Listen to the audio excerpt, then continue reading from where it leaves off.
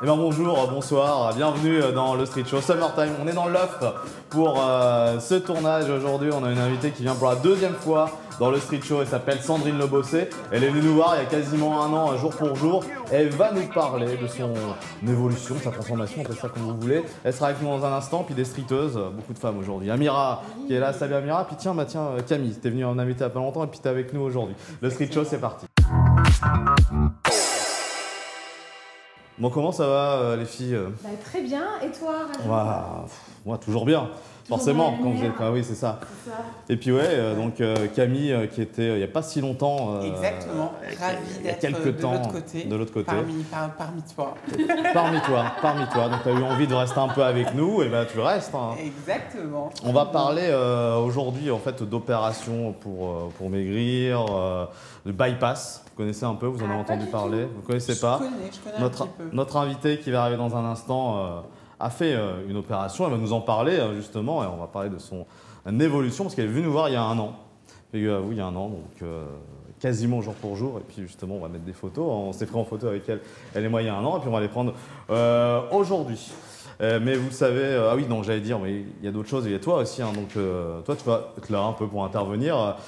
Camille et Amira, avec toi, on va parler d'afrofuturisme. Afrofuturisme. Voilà, je vous en dis pas plus. Vous découvrirez ça plus tard, pardon. Ok. Eh ben écoute, on a hâte, comme d'hab. Tout de suite, c'est le start game. Toujours un plus ou moins en rapport avec l'invité. On va voir qui est la plus rusée d'entre vous, la plus rapide. On va parler de télé-réalité. Vous connaissez la télé-réalité? Quelle star de télé-réalité a subi une ablation de l'estomac en 2016? Elle a perdu plus de 30 kilos. Elle a fait la toute première télé-réalité. La toute première télé-réalité. Loana, bonne réponse d'Amira qui nous vient de Paris, dans le 10e, bravo. Eh bien écoutez, oui, c'est Loana qui avait subi cette opération. Et là, il est l'heure d'accueillir notre invitée, Sandrine Lebossé. Salut Sandrine. Bonsoir. Eh bien non. Ça fait plaisir de revenir, de se revoir. Ouais, c'est ça, c'était il y a un an, c'est ce qu'on disait. Ouais, quelques jours après, le 24. Alors c'est cool parce qu'il faut savoir, on est resté en connexion, hein, on s'est pas mal parlé cette année et tout, et c'est super, là finalement, là, on fait le bilan calmement, on se remémore en chaque instant. Exactement. Cette année, parce qu'il s'est passé beaucoup de choses hein, pour toi. Ouais. On le dit, en gros, depuis la dernière fois que tu es venu, tu as perdu… Là, j'en suis à moins 37 kilos. Moins 37 kilos. Ça va déjà, merci, ça va beaucoup mieux. Ouais. Et puis c'est pas fini, mais là pour l'instant, oui, ça va beaucoup mieux. Clairement. Alors voilà, c'est ça, c'était par rapport au moral, par rapport à tout ça, par rapport… à la santé. À la santé, c'est sur ça que c'est important. Parce qu'on n'est pas là en train de dire il faut être mince, comme on a déjà pu parler. C'est juste que toi, c'était toi qui te sentais mieux comme ça. Il y avait des problèmes de santé qui arrivaient. Voilà, les problèmes de santé. Tu parlais donc pas mal d'essoufflement notamment. Le sport c'était compliqué. Enfin oui, c'était assez compliqué. Donc je pense que si j'avais continué sur cette lancée à grossir ou du moins rester au poids où j'étais, c'est compliqué quand on a obésité morbide. Morbide, le mot dit bien ce que ça veut dire. Alors justement, tu parles d'obésité morbide. Il y a plusieurs types d'obésité. Alors ouais, en fait, c'est selon le calcul de l'IMC, mais moi je trouve ça que ça veut tout et rien dire l'IMC. En fait, l'IMC, il a fallu mettre ça pour avoir des Parce que tu en parles dans ton livre, ça, justement, t'expliques. Oui, quantifié, mais sauf qu'en fait, le poids seul, ça ne veut rien dire. Bien sûr. Parce que deux personnes qui vont avoir un poids similaire n'auront pas du tout seront pas du tout faits de la même façon. Parce que tu peux avoir des bodybuilders, tu fais leur IMC, ils sont en obésité morbide lorsqu'ils n'ont pas un poil de gras. Donc ça veut tout et rien dire, mais ça nous donne des normes.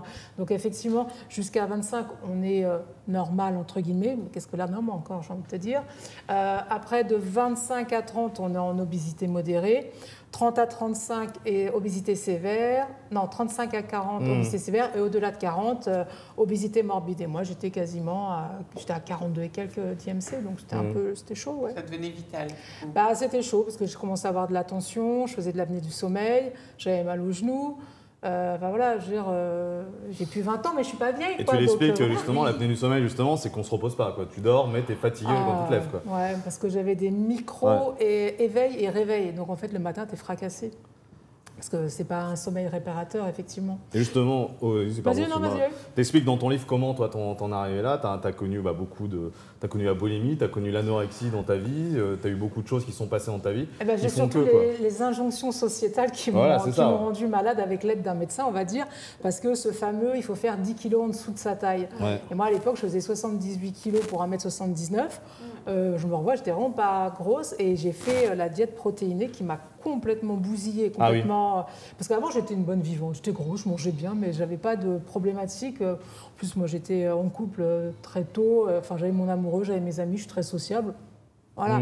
Sauf que voilà, et après ça m'a mis des problèmes de troubles du comportement alimentaire et notamment majoritairement de la boulimie. Donc là, ça a été très compliqué. Et tu voulais même plus sortir, tu refusais les invitations pour peur de. Ah non, c'était après ça. Ouais, ça c'était. Bah oui, parce qu'en fait j'avais aussi quand cette. On faisait l'apéro. En fait, il y a plein d'addictions qui se superposent. Et à un moment, j'ai eu une addiction au sport, et ça arrive aussi souvent, ça s'appelle la bigorexie. Ouais. Et je faisais, oui, à peu près 20 heures de sport par semaine à l'époque. Donc je ne sortais pas, parce que sortir, bah oui, il fallait boire un coup, manger. Donc, c'était de la tentation, finalement. Bah, c'est ça. Et puis non, il fallait que. Bah, c'est des calories que je ne voulais pas prendre. Ouais. Mais après, j'allais éclater une crise et j'allais. Ça va là. Mais oui, ça m'avait coupé un petit peu de tout ça. Donc tu as eu un point un peu up and down, tu as pris, tu as reperdu, tu as repris, bah, en fait, et là tu as reperdu en fait. En fait, la problématique avec l'obésité, c'est que l'obésité, c'est une maladie. Et c'est une maladie chronique du métabolisme. Perdre, c'est pas le plus dur, déjà que c'est pas très simple, mais le plus dur, c'est de ne pas reprendre. Et le yo-yo, et en fait, après, ton métabolisme qui est complètement flingué, parce que moi, j'ai fait tous les régimes. La soupe aux choux, le ducon, je l'appelle le ducon. Enfin, j'ai fait tous les régimes de la Terre. Je crois beaucoup à la résilience. Et c'est pour ça que j'ai voulu faire ce livre. Et du coup, après, il y aura donc...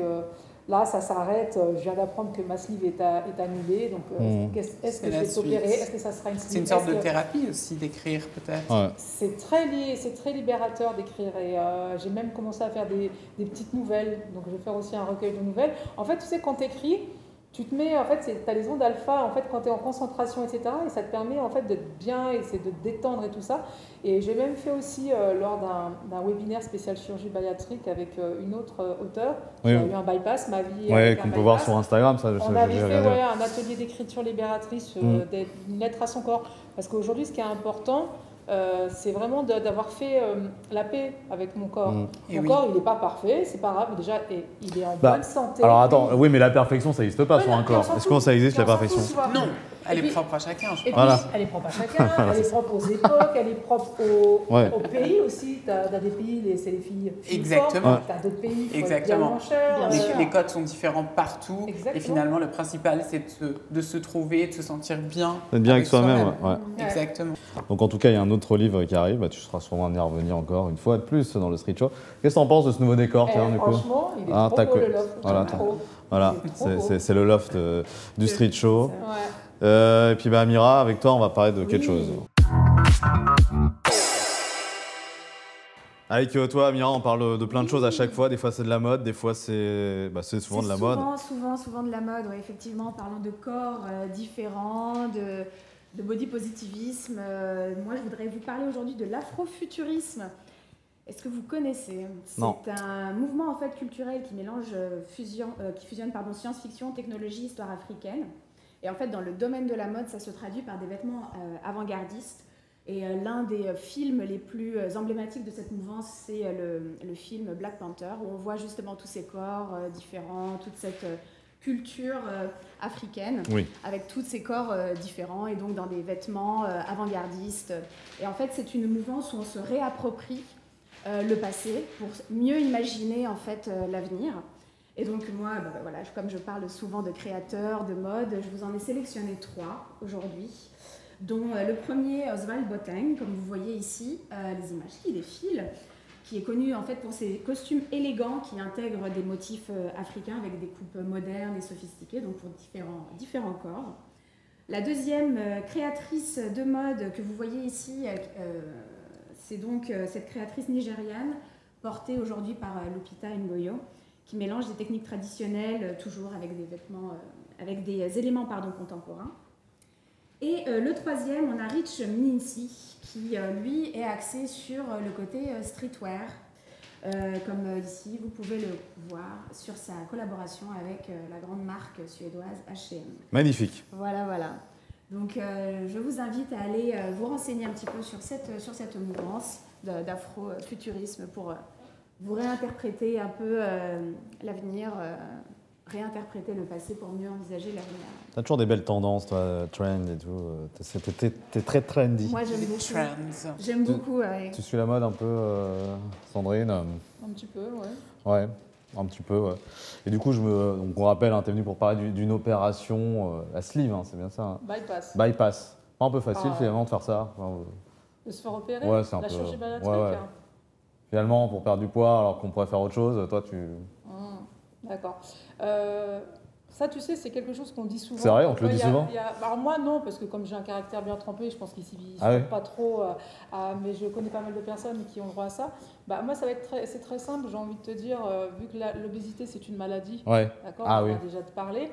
Je sais pas, par exemple, alors, moi personnellement, ça me viendrait pas à l'esprit, peut-être certains, mais par exemple, tu vois, je vais pas aller me moquer, par exemple, je vais pas dire à un cancéreux, mais du coup, la chimio, c'est pas un peu la facilité, Ah oui. hein, tu vois? La chirurgie bariatrique, Ouais. c'est un moyen de soigner.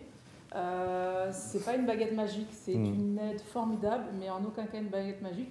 Et moi, j'ai aucun Donc tu peux inciter problème des gens à le avec- faire en fait, du coup, c'est ça. Si ça Ouais. s'y prête, s'ils sont prêts, Mm. il y a plein de personnes qui se font opérer qui ne devraient pas se faire opérer parce que les mêmes causes auront toujours les mêmes effets s'il n'y a pas un suivi pluridisciplinaire, s'il n'y a pas un minimum de se bouger. Voilà, il y a plein de personnes qui, au bout de quelques années, regrossissent. Donc, si c'est pour ça, pour faire ça et se refaire opérer, ça sert à rien. Mais bon, en tout cas, bon, ça reste très courageux ce que tu as fait. Je me rappelle le poids de ma première vie, à retrouver dans toutes les librairies, puis bah, sur les plateformes, un peu, voilà, si vous le voulez. Ouais. Sinon, vous me contactez. Sinon, vous la contactez sur Instagram, on va remettre les Voilà. réseaux. Sandrine, on est arrivé dans les arrêts jeux du Street Show, c'est l'heure du fin dans le game. On va faire un petit tu préfères. Tu préfères le bypass ou l'anneau gastrique? Bypass. Bypass. Ah, il y a clairement bypass, il y a un confort qui n'a rien à voir, clairement. Tu préfères le body pump ou le RPM? C'est des RPM, pratiques de salle, ouais. RPM, ça, C'est sur un vélo, on pédale très très vite. Hein. Je ne sais pas si vous connaissez ici, ouais. mais Hyper j'en ai fait aussi. Ouais. Tu préfères être comme la majorité ou être différent? Suis-moi. Donc c'est C'est différent de chez moi. c'est différent. Tu préfères avoir tout nu toutes les personnes que tu regardes ou lire dans les pensées de tous ceux qui te regardent? Ah, lire dans les pensées. Tu préfères être pauvre en amour mais riche en argent ou être pauvre en argent mais riche en amour?